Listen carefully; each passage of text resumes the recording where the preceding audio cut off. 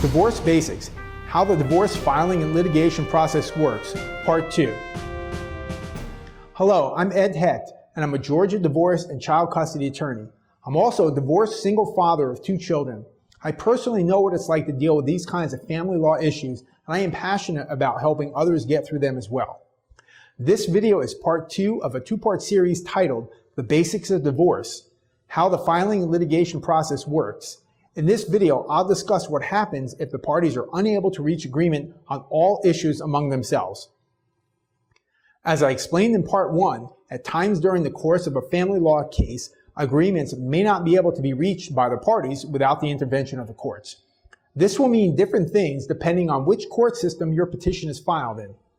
Some courts require that after the divorce or other domestic relations action is filed, a temporary hearing is scheduled for the court to issue a temporary order based on the evidence presented thus far. Both parties will be required to provide a domestic relations financial affidavit and child support worksheets. Sometimes a divorce settlement agreement may be reached by the parties during an informal settlement conference that takes place while they're at the courthouse waiting to attend the temporary hearing.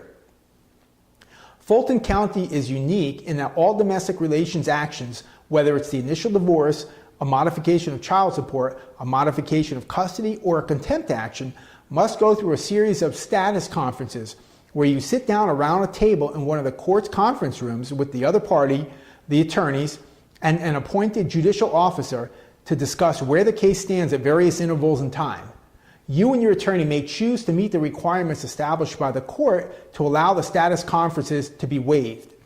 Now, if the case is not settled by the parties themselves, either through talking offline or by negotiation through their attorneys or by mediation, then eventually there will be a final hearing which builds upon the results of the temporary hearing.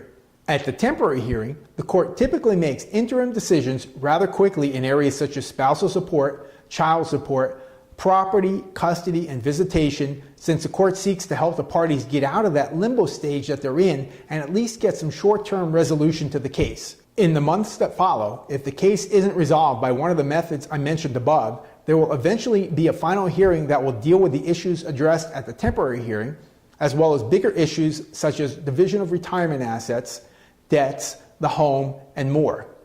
All decisions resulting from the final hearing are permanent unless later modified by a court's subsequent order, and the final decree of divorce is issued soon afterward. Regardless of which county the petition is filed in, certain procedures must be observed, and that is where a knowledgeable attorney comes in.